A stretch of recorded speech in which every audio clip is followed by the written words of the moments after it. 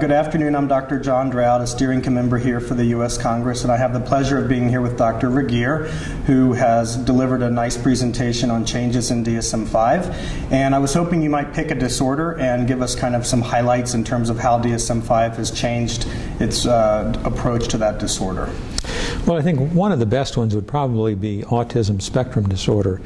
In the past, we've had several different disorders: autism, Asperger's, childhood disintegrative disorder, and pervasive developmental disorder not otherwise specified. Right. All of these were kind of in the autism spectrum, and what happened is that we found that when various centers across the country tried to actually separate these into different rigid categories, that it just simply couldn't be done. Right.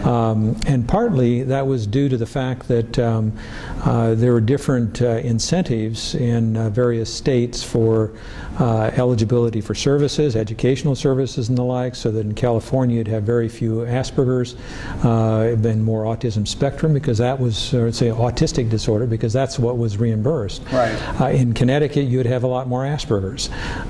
And so what we decided is that the most useful way of characterizing these children was focusing on the deficits in two domains, either social communication or restricted repetitive behavior and interests. And in order to meet criteria for autism spectrum, you need to have impairments in both of those domains, and you need to score them separately. Mm-hmm. And in so doing, it's possible to actually focus the clinical attention on the deficits that the child or even adult has.